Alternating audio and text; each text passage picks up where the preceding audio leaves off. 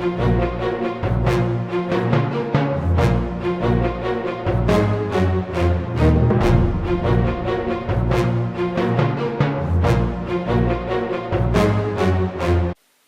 हींअर जैन कॉलेज जे head of the Sindhi department Kajal Ramchandani ji खे निवेदन कंदुमि।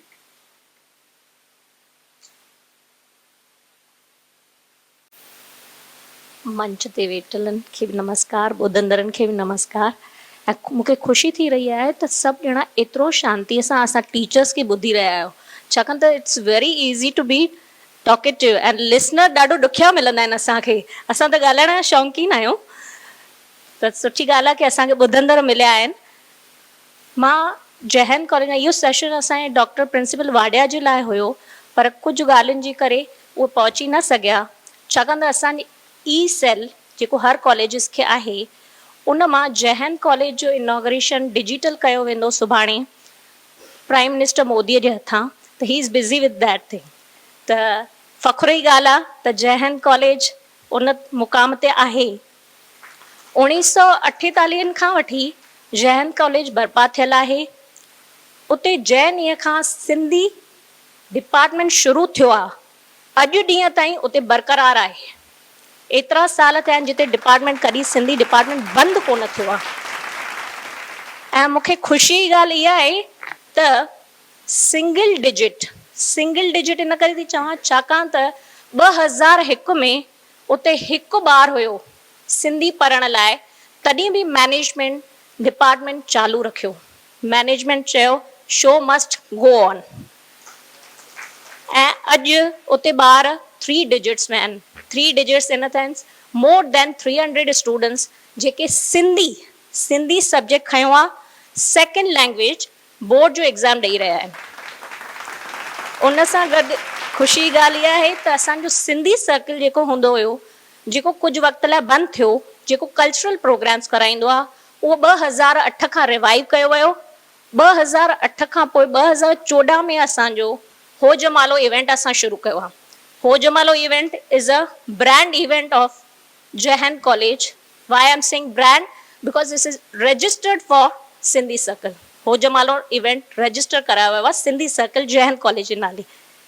ऐं 5 साल उते अॼु ख़तमु थिया, जिते इंटर कॉलेजिएट कॉम्पिटिशन कराई वेंदी आहे। इंटर कॉलेजिएट कॉम्पिटिशन कॉलेजनि जे विच शागिर्दनि जे लाइ जूनियर कॉलेज, डिग्री कॉलेज, छाकाणि त कुझु कॉलेज स्कूलनि सां ॻंढियल आहिनि, त उन्हनि खे बि मौक़ो ॾिनो वियो आहे। उते पहिरीं त मूंखे 4-5 कॉलेज मिलंदा, पर 5 साल में मूंखे एलिमिनेशन राउंड रखिणो पियो, जिते 10 कॉलेजनि पार्टिसिपेट कयो, 5 एलिमिनेट थिया।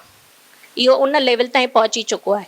इहो इन करे थी ॿुधायां छाकाणि त हिते इन में अची करे सिंधी सर्कल जे लाइ 3 महीना ॿार कमु कंदा आहिनि, जेके पाण में जुड़ंदा आहिनि, नॉन सिंधीज़ खे बि जोड़ींदा आहिनि। नॉन सिंधी स्टूडेंट्स सिंधी ॻाल्हाइण सिखी वेंदा आहिनि असां हुन सिंधी सर्कल में वेही करे। Now they are very keen to work for Sindhi circle. मूंखे ॿुधाईंदे ख़ुशी थी थिए त असांखे ॿारनि खे उहो जोश पैदा करिणो आहे। आई वॉन्ट टू से, शायदि मुंहिंजा वीचार कुझु माण्हुनि खां अलॻि हूंदा, जेकॾहिं अंग्रेज़ी ॿार ॻाल्हाइनि था, अंग्रेज़ी में सिंधीअ खे प्रमोट था कनि, काई ॻाल्हि न आहे, असांजी सिंधी त प्रमोट थिए थी न। यू विज़िट अवर सिंधी सर्कल इंस्टाग्राम, ॿार अॼुकल्ह डिजिटल आहिनि। सिंधी सर्कल तव्हां इंस्टाग्राम ते वेंदा त मुंहिंजे ॿारनि जी डिबेट ॾिसंदा, लाइक अ कॉफ़ी विद करण कंदा आहिनि, तीअं ॿारनि पाण में सेशन कयो आहे, जंहिंमें उन्हनि सिंधीअ जे बारे में ॻाल्हायो आहे, सिर्फ़ु ऐं सिर्फ़ु सिंधीअ जे बारे में।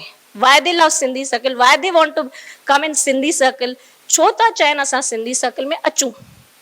त मूंखे लॻे थो असांखे कीअं ॿार खे खटि मिठो ॾेई करे पंहिंजो करिणो पवंदो आहे, त वी हैव टू इमोशनल अत्याचार कयो, खटि मिठो ॾियो, पर पंहिंजो कयो। पर रोकियो न ॿारनि खे तव्हां सिर्फ़ु सिंधीअ में ई ॻाल्हायो, अंग्रेज़ीअ में न ॻाल्हायो, न।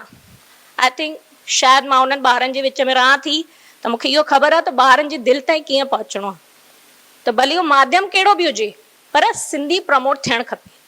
ऐं मूंखे फ़ख्रु जी ॻाल्हि इहा लॻे थी त उन्हनि सिंधी ॿारनि खे सिंधी सेखारण लाइ असांखे माहौल पैदा करिणो आहे। ईअं न छा ॻाल्हाए, ग़लति ॻाल्हाए, न ग़लति ॻाल्हाई, सिंधी ॻाल्हाई, सही ॻाल्हाई। जंहिं ॿार सिंधी ॻाल्हाई उहो मुंहिंजे लाइ सही आहे। त प्रमोशन कयो सिंधीअ जी, त हिकिड़ो ॿारनि खे पंहिंजो कयूं असां। ऐं मां इहा कोशिशि कयां थी, शायदि मूंखे लॻे थो इहो हिकिड़ो सुठो तरीक़ो आहे कल्चरल वे में ॿारनि खे ताईं सिंधी पहुचाइण। In one word I would like to say, चवंदसि त मेक सिंधी फैशनेबल, त ॿार तव्हांजा थींदा। जीअं पंजाबी सॉन्ग ॿुधणु छॾे ॾिनो ॿारनि, दलेर मेहंदी आयो छा कयईं, नचणु शुरू कयईं, पंजाबी सॉन्ग वधियो। मेक सिंधी फैशनेबल, त ॿार तव्हांजा सिंधी ॻाल्हाईंदा ऐं पक्का त हिकु जनरेशन तयारु कई आहे असां, ॿी पाण ई हो कंदा। Thank U.